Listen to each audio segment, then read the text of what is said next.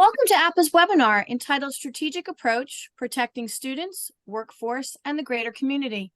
My name is Suzanne Healy, Director of Membership and Business Development for APA. Just a couple of housekeeping items before we get started. Our session today is being recorded and all attendees are in listen-only mode. We will be utilizing the Q&A as well as the chat feature, allowing you to submit your questions for today's presenters. We encourage you to submit at any time during the session, allowing us to queue them up for response. Professional continuing education credits, as well as AIA CLUs, are being offered for today's program. If you are a professional requiring a certificate, please send an email to Billy Zidek on our team at billi@appa.org. That's billie@appa.org. The recording, as well as slides and resources for today's session, will be shared post the event. It is now my pleasure to welcome one of APA's Platinum Business Partner teams, Siemens, to facilitate today's discussion. Fred? Thank you, Suzanne, and welcome, APA. It's my pleasure to kick off this very important topic, and I'll do so before then handing it off to my colleague and securities expert, Dave Stolrow. This session is also going to include guest speakers representing a case example at Redwood City School District in California. Dave, next. So today's topic concerns the safety and security of our children and those who teach them. If we watch the news at all, we're all too familiar with incidents of violence in our nation's schools and colleges, which appear to be increasing. Fortunately, advancements in technology and approach can mitigate many of these risks. Dave? So gun incidents in particular have become all too real and top of mind. K-12 school shooting victims, which is represented by the chart, while far too many, were in a consistent range in the 80s and 90s. It was in the 2000s that number of gun incidents really started to rise, and news of school shootings were appropriately shocking and promoted outrage. Since 2016, however, the number of gun incidents as well as the number of gun victims has grown exponentially in our schools and also our campuses. Sadly, many Americans have become numb to these regular headlines. However, many of our children, on the other hand, now consider an active shooter a very real threat. Dave, one more click. So securing buildings, per this lower pie chart, is not sufficient. And we must be concerned about the entire perimeter of our educational facilities. Next. Of course, security concerns also go well beyond shooting and gun incidents. These graphs, courtesy of College Stats, highlight common crimes on our campuses and the breadth of security concerns on our students' minds. A comprehensive security program will mitigate many of these risks. The provision of safety and the perception thereof is a fundamental requirement of school and campus facilities leaders. Safety influences student and staff peace of mind. It enables the focus on education. An effective security program must both mitigate risk, but also be visible, offering comfort. Fortunately, as challenges and risks have indeed accelerated, so has security technology and programs. Next, Dave. At this point, I am going to turn it over to Dave Stolrow, and he's going to cover the learning objectives, which really boil down to providing some education and insights on how advanced technology and a holistic security program approach can reduce risk and make our students feel safer. Dave, take it away. Yeah, James, thank you. So to understand what's possible with security today and impacting how we're protecting our schools and our campuses, we really need to understand what's changing with technology, which is rapidly changing in security. And we're also going to take a look today at what a smart school or smart campus is and how smart security or a smart approach to security can affect the conversation that we're having here. When we look at technology, the single largest advancement that we've seen over the last decade has been within cameras. We've seen the movement from analog to IP, and then we've seen resolution significantly impact how we're able to gather information, use it for evidence, and start to solve crimes or present that evidence to police to be able to prosecute. Today, what we're looking at is an advancement in chipsets that allows us to be a lot more proactive, to really see in real time what's happening in our schools, what's happening on our campuses, and be able to allow our police, our resource officers, or those in charge to respond. And the best example I could give you is if you consider your cell phone and where consumer electronics have changed over the last 10 years, that's the type of technology advancements we're talking about within cameras. The cell phone today is probably more powerful than most of your desktops or laptops. And we're seeing those same chipsets be put inside of cameras that are allowing for machine learning and AI analytics to be run on the camera themselves. This does a lot of things for the security officer or program. What it really allows for is an intelligent look, not just analytics, but really an intelligence to the data we're getting from security cameras and the ability to act upon that information coming. So I'll demystify this a little bit. Historically, we've looked at the pixelization or movement of pixels across a camera to make decisions on, are we going to start recording? Are we going to send an alarm? And today with analytics and machine learning, we can detect what the object is within the scene. So we know if it's a student, is it a person, is it a bird or a cloud or a vehicle? And we can start making our systems alert us and tell us information based on only seeing a person in that scene. To the next level, we can start looking at deciding factors such as color, direction of travel of a person. So what does this really mean? For the most basic camera system, we typically record today based on motion. We're not recording 24/7. It's widely expensive to record video. So if we can understand that we only want to record when there's a person in a scene, we can significantly reduce the number of servers that we have. From an analytic perspective, historically, we've installed racks of servers in our data rooms with to allow the ability to run analytics. With the chipsets and the CPU processing that's available in cameras today, we can install what we call edge analytics. These are third-party companies that are partnering with camera manufacturers to install additional software. So versus having anything in the cloud or a big server bank sitting on a data rack or in an IT closet, the camera now becomes that server. And the information that comes across is a significant advancement that's really changing how we respond to alarms all the way through to the infrastructure. So with technology changes, we see a number of trends in our industry impacted as well. The Security Industry Association, or SIA, puts together a top 10 list every single year, and they interview the top manufacturers in our industry. What's interesting here for 2024 is that the top 4 mega trends, as they call it, in security all have to do with AI. The security of AI from a cybersecurity perspective, but also how is it impacting our solutions and how we approach design and engineering of security platforms. Everything I just talked about, the advancements of cameras is such a large impact, it spreads across 4 areas here. When we look at the rest of them, SaaS, security as a service, sometimes called access control as a software or as a service, and video as a service, you'll hear those terms. Certainly at the forefront of our industry, and what's happening today is that on-premise systems are moving into the cloud. That offers a lot of benefits for a customer. Immediate upgrades to the system, maintenance is now handled by the manufacturer in the cloud as these updates become available. So we're seeing a reduction in cybersecurity concerns.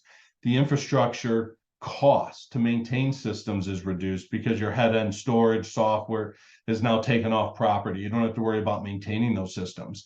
And what what other companies like Microsoft and Amazon and Google are looking at is they look at not only the security industry, but everything that's installed in a building today that is IoT or an IP addressable solution.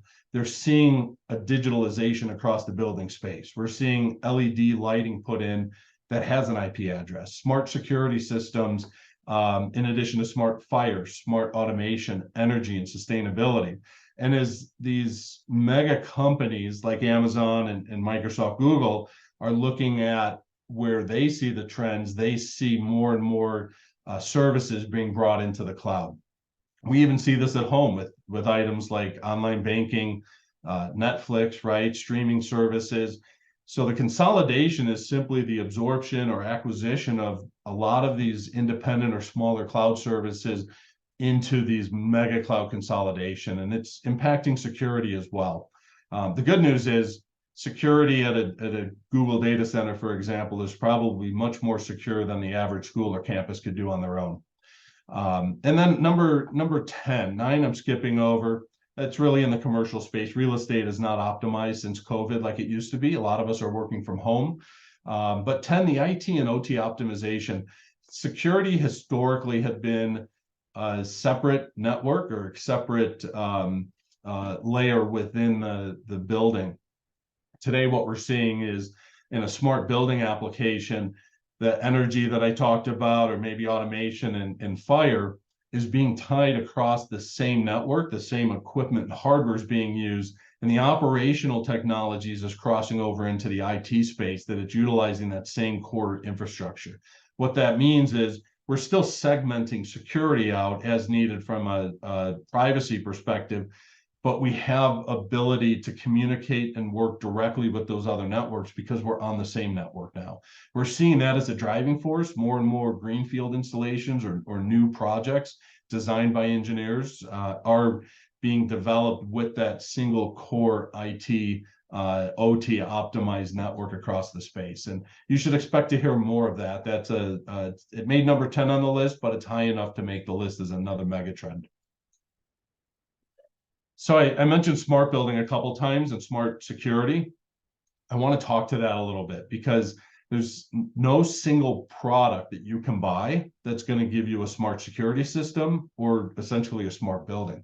But as we look at the devices that are being installed in our buildings, from locks and cameras all the way through to our thermostats and the light fixtures, the intelligence that comes across, or the digitalization that I talked about, is that it is an IP network addressable device that's sitting on the network.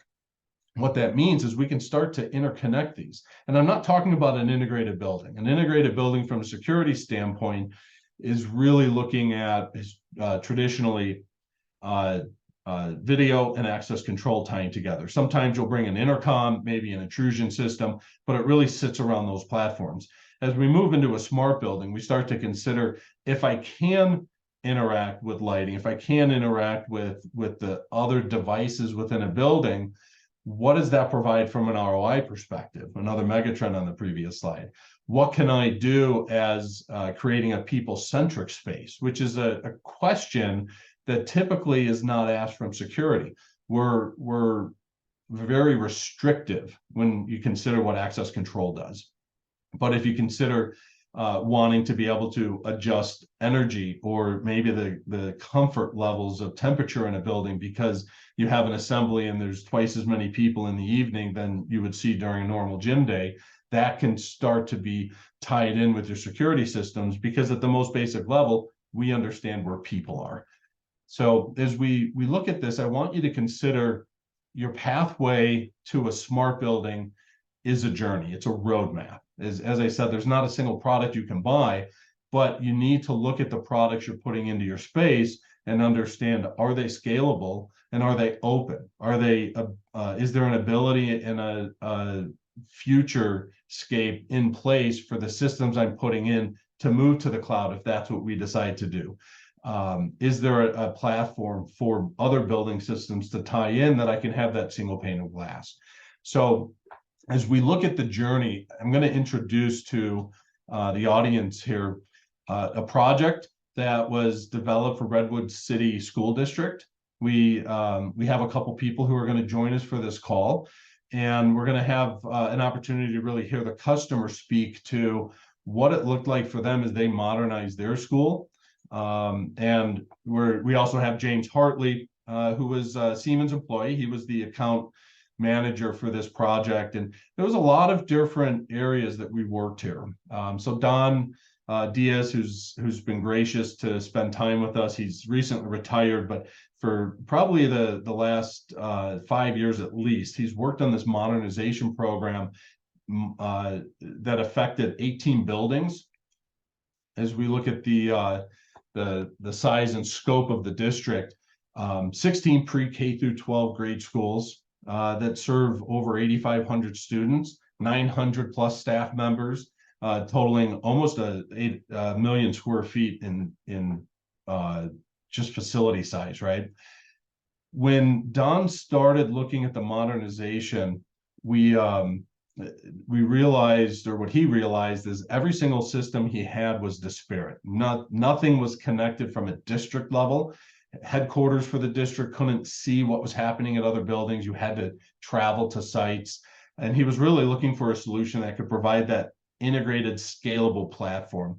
When James got involved, he started showcasing what Siemens is developing, right? What we're seeing others in the industry from a building system put together on an R&D roadmap.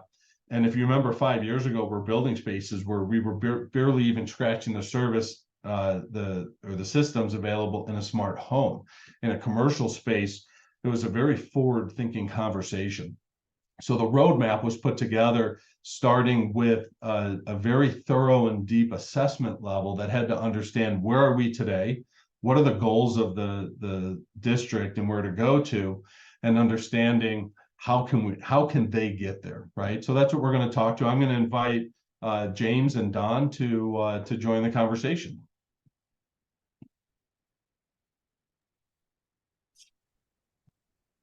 All right, and I don't see our James. Can you hop on camera? And Don, are you with us? Yes, I'm here. Yeah, I'm with you, but I'll be in the video shortly. Okay, a little bit of technical difficulty there, so I apologize for the audience, but Don is with us, and you see James here. So Don, I'd like to start with asking you a question. As you look back 5 years ago in 2019 and all the challenges that you faced looking at the district as a whole, can you speak to what that situation was that it looked like and those challenges? Yeah, it was really difficult for us to understand what was going on at the schools without actually making a site visit. And as you know, I mean, it could be in the middle of the night, it could be over the weekend, it could be during work hours. It was all over the map. So we were trying to get a system, and they were older systems, late 80s, early 90s, that these systems were put in. Wiring was old, and we needed to get a system put in place that the superintendent had the ability to get onto the laptop and look at these things, and same thing with the director of facilities. So that was the ultimate goal, and we needed to have a good discussion on how we were going to get there. Yeah, I appreciate that. So for the audience that's looking at modernizing their security system, can you speak a little more to the district's goals along that line of modernization across the broad district, right? As you start looking outside of each individual building and the district as a whole? Correct. So what the community wanted, because we did a local bond measure, and the community's number one goal was security. And security, as you know, means many things. It was the outside perimeter of the campus with fencing. It was the door locks, so the teachers were able to lock the doors from the inside. It was the cameras. It was the intrusion. So there was a lot of pieces to the puzzle that security means for many people. So those were the discussions that had to go on, as well as technology changing in many ways. So that's where Siemens came and had discussions with us and what was available. Yeah, that's great. I appreciate that. I'd like to give James an opportunity to speak here. So from a provider perspective, right, as an integrator, and the role you had in helping to manage this project, where did you start? What did you see from your assessments at the district? Yeah, so so when we began the project, I think the first step we really did was we kind of did a baseline set. So we did a risk Q&A with the district and the bond team just to understand their overall culture and how we're going to dive into their physical and cybersecurity standards. Just understanding that was very high level and imperative for us to know the direction. And we followed that by targeting some key schools, performing some on-site assessments. And in that, we were able to discover their current security infrastructure, the network rooms, this overall perimeter, how they're attacking their security. And we concluded that due to the size and complexity of that deployment, we would have a design based on phases. That way we can attack the technology, and we knew this would be a long sales cycle as well. Yeah, no, I appreciate that. I'm gonna add a couple questions here that's not on screen. What was the condition of the drawings? A lot of times, I'll come on campus or work with a school, and the architectural drawings or engineering plans are just missing, right? What did you find across the district here? Yeah, we realized that there was pretty scarce. They did have some drawings. The overall security drawings were not done through CAD and with the proper updated backgrounds. So we did take a deep dive on that and realized that we were going to have to get our designers involved and do a full-on design with the district. Yeah, no, I appreciate that. Can you discuss some of the challenges that you experienced through the project? This is, I think, an important question for the wider audience, because regardless of the size of your campus or school, or even district that crosses a citywide, there's going to be challenges in any construction project, right? Absolutely. Yeah, no, we definitely didn't. We had our fair share of challenges. Anything from our key personnel during the project, we had some turnover that happened that we had to pivot and make sure we kept everything on schedule. Product availability, sourcing some of the product. We had supply chain issues. Obviously, was during parts of COVID that we had to go through all of this. So we definitely had some challenges there. Emerging technologies that came out during COVID as well, just being able to pivot mid-design or post-design, and we're in deployment and making sure we evaluate every technology that's available and current to the time. And then network communications as well. We had several. I appreciate that. I'd like to jump back down here. Let the Siemens team help address your concerns as challenges came up. Let's start with that question. Focus on the challenges. How did Siemens address those concerns? Well, we did a really good job sitting down and looking at the overall picture. Obviously, James talked about COVID, supply chain, and those types of things, but we were also in the middle of modernization, building new buildings. So we had to phase construction of the security system to match the schedule of the construction of the new buildings.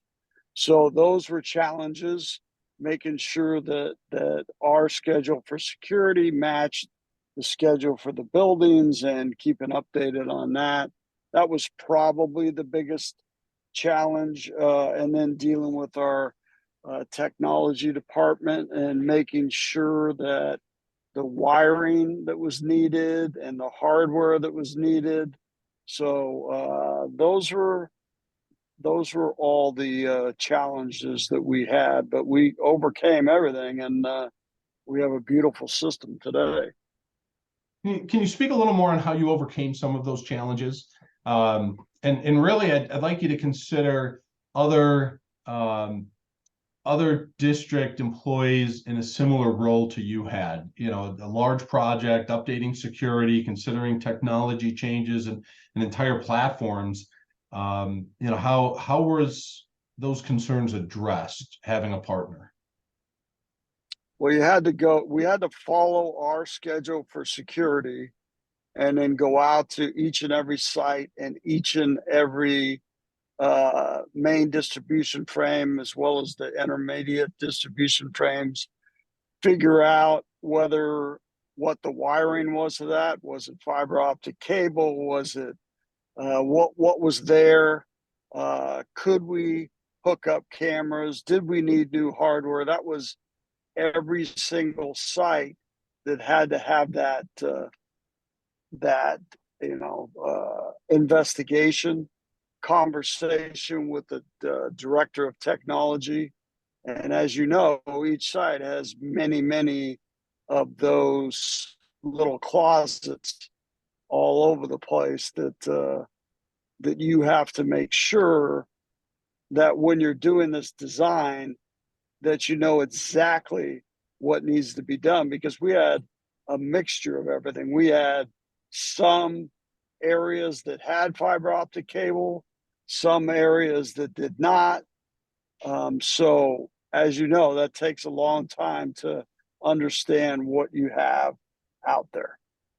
Yeah, it certainly does. And James, how would you explain the successful managing of issues that came up during the project from your viewpoint? So I would have to say the greatest power we experienced during this endeavor was maintaining a great relationship with the bond director, Don Diaz, and myself. I think being that this is a huge undertaking, doing 16 campuses and a couple other buildings with the district, the systems were not all created equally. Not each site is created equally. And it was constant communication. I mean, we probably had 7 to 10 conversations, maybe a day sometimes, depending on what part of the phase we were in. And, I trusted Don and Don trusted me. And I think that, me being able to take their messaging and then talking to the team downstream at Siemens, all the key stakeholders, and identifying things and not being the smartest guy in the room. Siemens, we have a breadth of so many smart people here that really can keep us in the right line. And on Don's side as well, I had some concerns with technology, with the due to the network communication, and he assured me it would be there when we needed it. And we just got a date and we'd move forward, and it was there when we needed it. So he would manage his side, I'd manage my side. We just had very, very good communication. I think that was key to the success on any issue that came up. And issues didn't feel like issues, after we got our synergy going. It just became a meeting, get the right stakeholders involved and working through. So I think that's great. Thank you. Hey, Dave, Yep. I want to jump in real quick. One of the questions that came in the Q&A was Sure. To sort of summarize, what types of solutions were ultimately implemented at Redwood City School District. Yeah, that's great. Don, do you want to talk about the solutions that were implemented, and then James will let you address that as well? Correct. So we ended up in Redwood City going with a system that we were able to add on to later on, since we couldn't do everything. So that was probably the biggest relief, that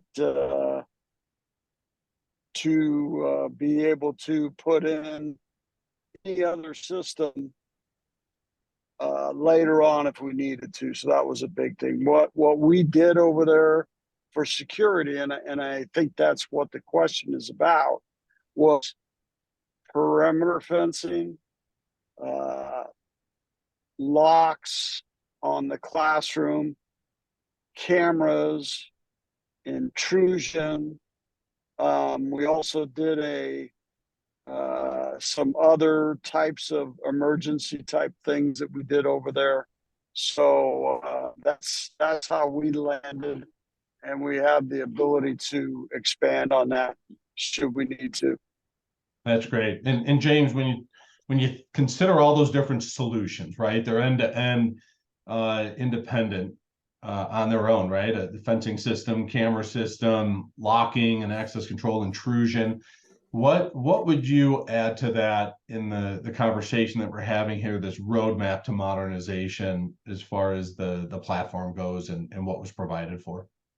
So yeah, it was, you know, obviously we work we live in this industry in security. There's so many solutions out there that all bolster what they can and can't do. And everyone says they're the best and there's all that, but being able to pull everything in was key. And Siemens being Siemens as well, we have other departments, other solutions that we provide that the district also has involved. So I think the biggest encompassing integration was bringing all platforms in through our Decigo CC system, which offers that one pane of glass that reaches outside of security, which we can leverage security. It gives us the flexibility of utilizing security to verify the fire system and verify automation, the lighting system, energy savings, all of these other platforms, which security could then bolt onto the greater picture and the greater management of the whole facility and all the campuses.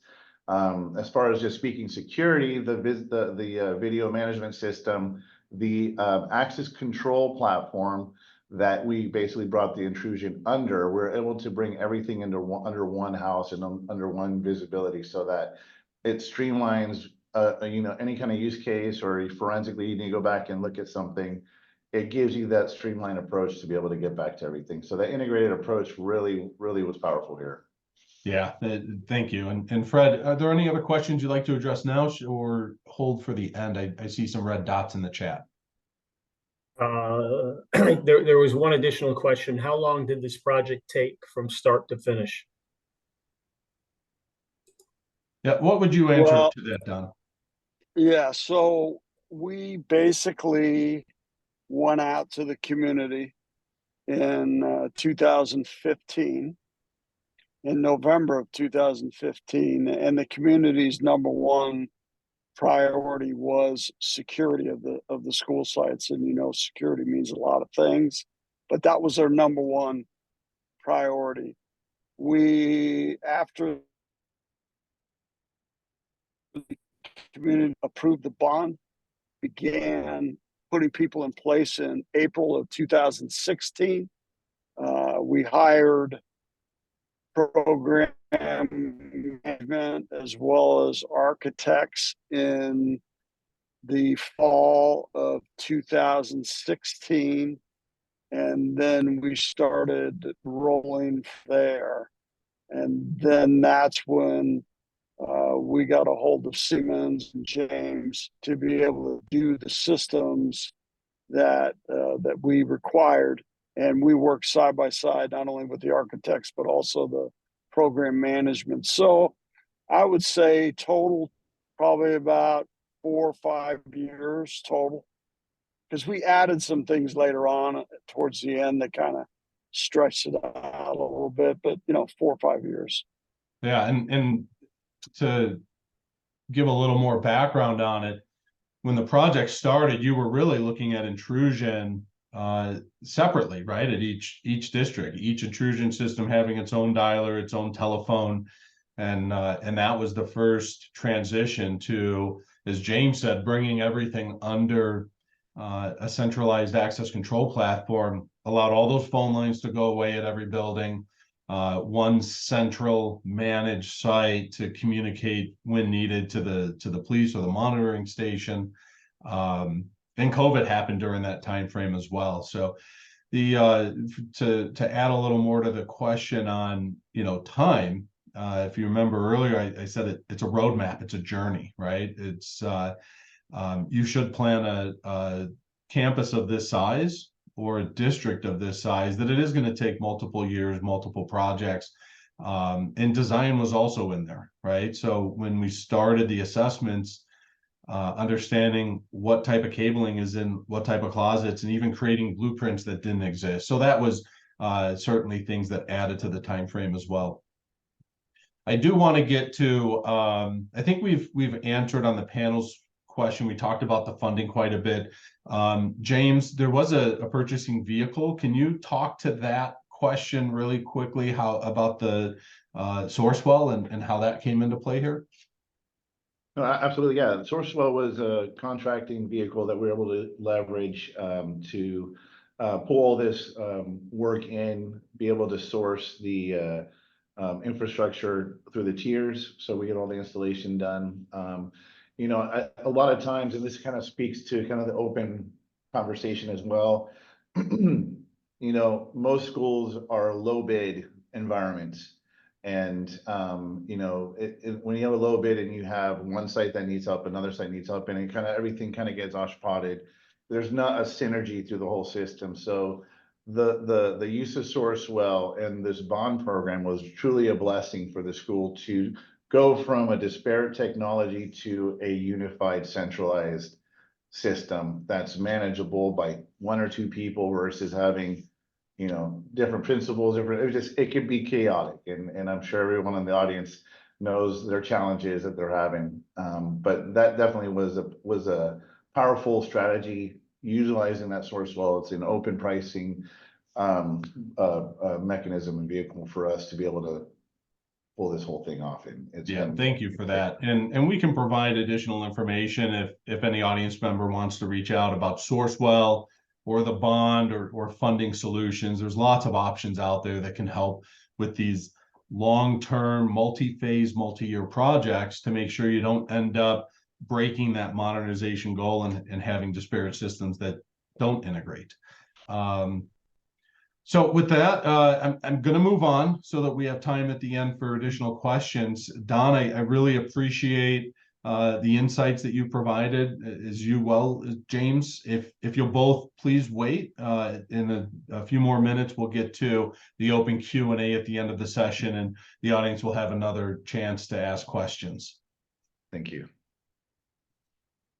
So as we look at this infographic, and the next page as well that I'll flip to in a moment, it speaks to both hardening or protecting a school, and the next one will talk more to the campus. But the infographic is provided to all the audience members with this slide deck that we're presenting today, with a couple of white papers that will talk to how you can approach from design through implementation a security solution that can provide an intelligent way of protecting your buildings or your campuses.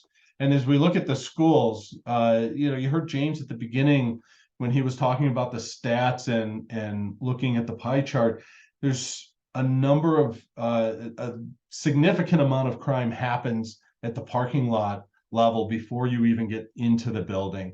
And that's why you start with hardening the perimeter. You have to look at a school as a layered approach, and this guideline can help you attack that as you look at how do I modernize my system. So as you look at hardening the perimeter and you move into controlling access, naturally video is going to follow. Most schools have video today. And a lot of that can be reutilized in a smart system. You know, that's one of the considerations in an assessment, is to look at what can be reused, what can contribute to the future of my modernization or my security goals. And then really what we started talking about today lies in area 4. So as you look at integrating access control and video to that unified approach, the focus should be on being more efficient and effective operationally, responding quicker to these events that could happen on campus or at a school. And then 5 is mass notification, and I want to take a moment to talk about it because sometimes notification is an afterthought, right? Or it's a completely disparate system, but it's so important to communicate not only with the resource officers or police that are responding to an event, but the teachers, right? Parents, and even the wider community is going to have such an impact when a more significant event might happen. As we look at campuses, it's a similar story. It just gets a little bigger, right? The perimeter is bigger on a campus. A little more time needs to be put into understanding what that approach is going to be. Most of our college campuses, when you look at a higher ed infrastructure perspective, is a very open type campus. Most buildings allow for free flowing access into them. And we're seeing a lot of campuses across the country transitioning their program to be a more closed, so that buildings have access control even on the front door, where identity management, badging, and understanding who's on campus is more important than ever before. And as we go through the next steps, it's very similar, but 7 is service and maintenance, right? It's to go through the program that Don just shared, updating 18 facilities across a district and not keeping up with service or maintenance really wouldn't do the community justice after they invested all of their funding, right, through tax bond to upgrade everything. What we're seeing today from a technology advancement is the ability to digitally service a lot of this. So think about last time you had to call tech support. Nobody came out to your house, nobody connected to your computer directly to help you until you got through a certain level of tier support, right? Maybe it was tier 2, tier 3 before they realized it's a hardware issue. Security has become such a software focused offering, right? We've been IP forever, but as we look at a smart security system, a lot of times software or systems can be serviced, shooting can occur remotely. So what we're looking at is an offering in the industry today that allows for less technicians to have to go out on site, lowering costs for the schools and campuses. Response is quicker, and even to the point of analytics at a digital level, computers talking to computers can fix systems before we on the receiving end of a phone call or you having a system break even knows that something is happening. So that's something to consider. I'm not going to spend much more time on it, but understand that service and maintenance is also going through a significant technology upgrade within our industry. And it's worth having that conversation at the early stages when you're really defining what do I need for my unified approach. So we talked early on about a use case, right? We're going to talk about a use case of what really happens when an active shooter situation could happen on campus or in a building, in a smart building, right? So having a modernized program that Don's been working on building out for years on the district allows for his resource officers to respond much differently. But to understand what's possible, you need to look at what typically happens today, right? We have a lot of lessons learned, and we look to previous events so that we can harden our schools even more, right? But when we look at individuals and how they respond to a shot being fired, typically there's a lot of chaos, a lot of panic. Most people freeze, right? And they start questioning, what was that? And there's not a really solid understanding that I need to act, right? Run, hide, fight that the FBI has presented over the last decade has helped with some of that training. We certainly are doing training in the schools, but we typically still see these delays, especially delays in reporting. Most people respond that they assume somebody else called 911. And so we see several minutes in many of the previous shootings that have occurred where police weren't even called, right? So as we look at integrating systems and not just security, but across the whole building, it allows for not only some of these responses to be more efficient and optimized, but they can also be automated. So the call to the police through mass notification integration can include that call to 911. The systems can do that today. We don't have to rely on someone in the school calling. And it's okay to have multiple calls, right? But we want that first call to be instant. So what you're looking at here is a shooter detection system integrated to video management system, allowing for integration as well to access control for all campus or all building lockdown, occupancy sensors throughout the classrooms from an automation perspective allow for a total room control and automation, meaning lighting, temperature controls, right? That's what the facility side is putting in from a smart system. And to be able to control temperatures, there's occupancy sensors. So in a building that has occupancy sensors in the rooms, That information tied into the security system allows for operators to respond much differently. I'll lay out a scenario and what happens today and what is possible and what's been developed for other customers who are modernizing their security systems with a focus on shot detection systems.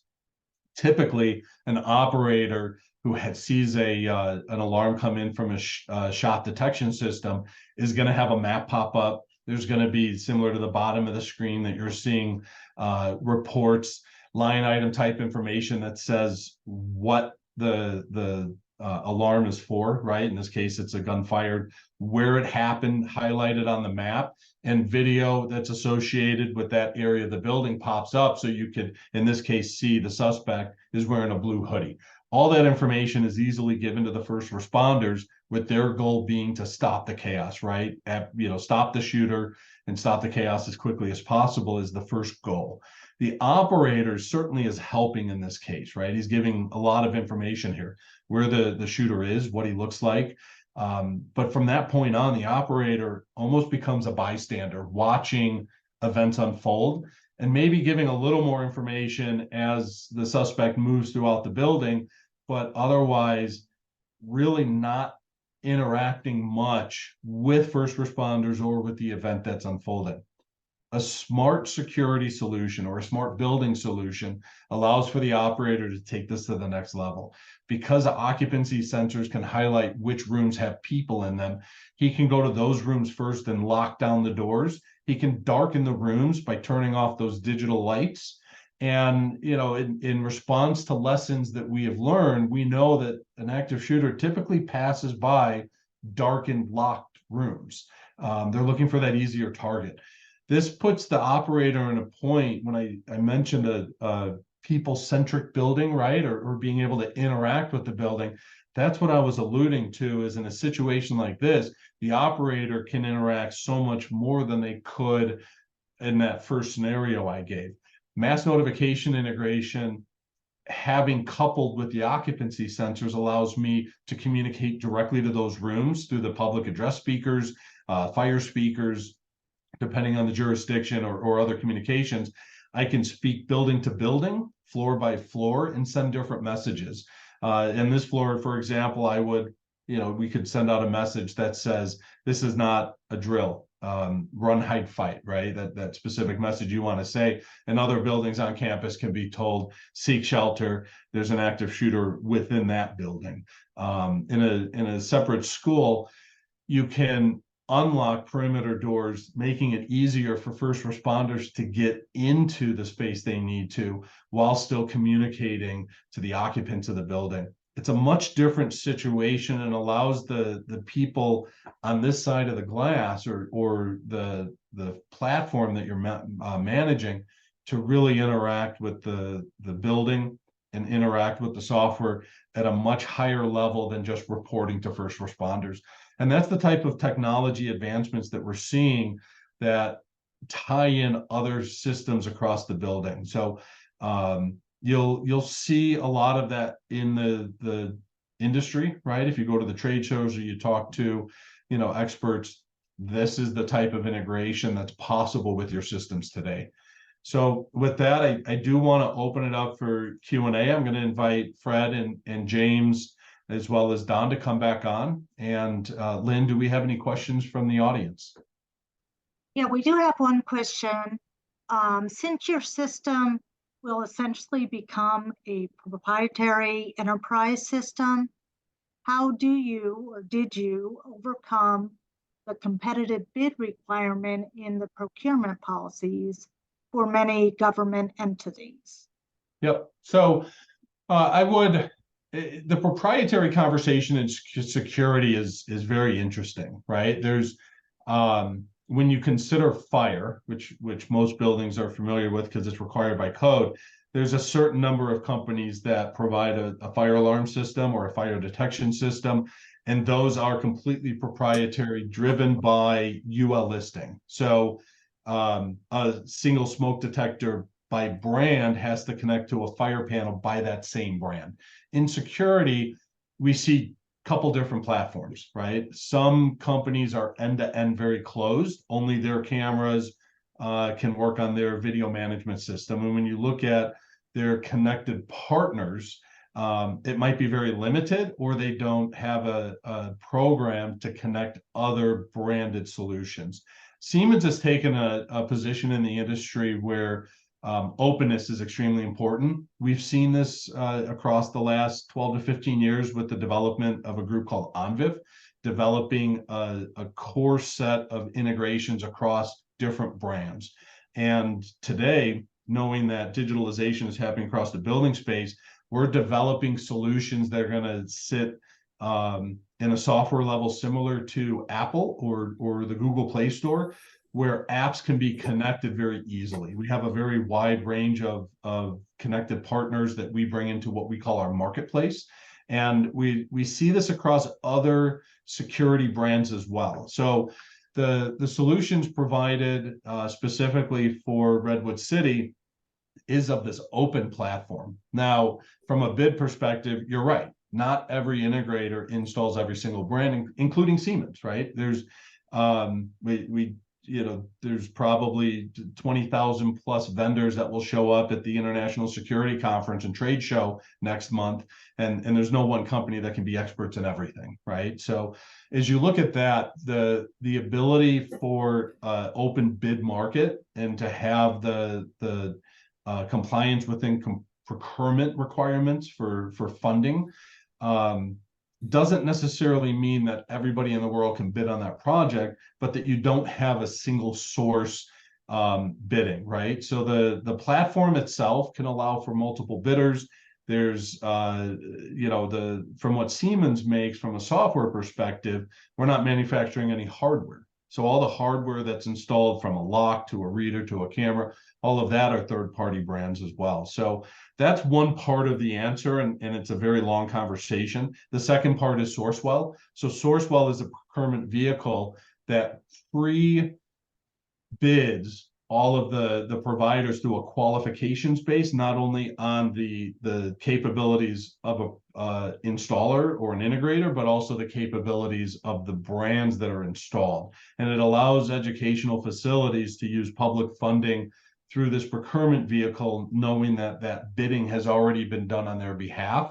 And we can give you more information on Sourcewell, but Sourcewell is one of those vehicles that a school can say, look, I bought this specific brand radio for 15 of my 16 buildings. I don't want to have a new one. Sourcewell has already gone out, made sure that multiple people have bid that radio. They've found the best price, and they can give that list to the school, so the school can then go procure it. So that's one option that could be done as well. Okay, we have one other question. So for an open university campus, how do you address security in those open spaces as far as identifying a threat, tracking them, daytime, nighttime challenges? Yeah, there's a lot of challenges there, right? So I would tell you it's a layered approach. I made the statement a couple of times, there's no one single product. What we are seeing from that slide I showed earlier that had technology advancements, sound was one of them. We're seeing code blue stations throughout campus, right? Those emergency stanchions that if someone were being attacked, for example, they could push that button, lights flash, sounders go off, cameras pull up, and police on campus are notified. Well, today the advancements allow for audible alarming when elevated voices such as a scream or yelling for help would be detected, and that person no longer needs to reach that button, right? So we see additional cameras being installed. The advancements in cameras, when I talked about resolution, we're seeing multi-image sensors installed in an outdoor application with 4K resolution imagers being installed. It allows for a very high level of detail to be provided at a greater distance. So we're seeing more than we ever could at the operator station at your security command center. And when those events and alarms come in, such as aggression, right, we're seeing the analytics not only from sound, but visually we're seeing aggressive attacks. Gunshot detection could be installed outside as well as inside if that's the threat that you're looking at. But it really, the best answer is it's a layered approach. We have to look at what is the threat you're concerned about occurring. And sometimes there's a very specific system that has to be installed to address that concern. But understanding how does this tie into my platform, whether video management or access control is going to be your core platform to receive these alarms and allow your operators to respond, is important to make sure there's interoperability. Lighting was brought up. We're actually seeing security lighting with the evolution of IP that can be mounted to physical fencing or buildings that upon certain triggers of motion in areas will light up an area. There's other resources such as IR, infrared cameras, thermal cameras that can see specific areas that at a very basic level, if there's motion, we can pick it up, light up the area, send alarms, notify people, hey, you need to get to this area that's not supposed to be occupied. But lighting is and always has been a challenge with security. We're getting a little better, but it's we either have to use specialized sensors or we have to light the area. Thank you, Dave. James, did you have something to add? I just wanted, that was a beautiful response. Great response to that. I wanted to layer that also, that we also have services. So when you have your monitoring station, that could actually be physically pulling these alarms up when they have it, and have speakers where we can actually talk down. So there's even like layered services that could be attached to all of these technologies, that if you don't have the staff to do it, we have services that personnel that can actually take the role of responding to these. Thank you, James. We don't have any other questions at this time, so I'd like to hand it back to Dave to continue the slide deck. Yeah, I appreciate it. So, there's likely to be more questions that come up. The infographics and the slide deck, as I said, are going to be issued out along with the white papers. But as questions come up, please contact Fred, contact myself. And if you want to get a hold of Redwood City School District, we'll help coordinate that communication. If you have questions for James, closer to the project from an implementation perspective, happy to help you get in contact with him as well. Suzanne? All right. Thank you very much. On behalf of APA, we would like to thank Dave and Fred, James and Don for your time with us today, as well as Siemens' continued support at the platinum level with APA, especially with our Thought Leaders program. As Dave had mentioned, the materials that have been shared here today will be made available to you all post the program.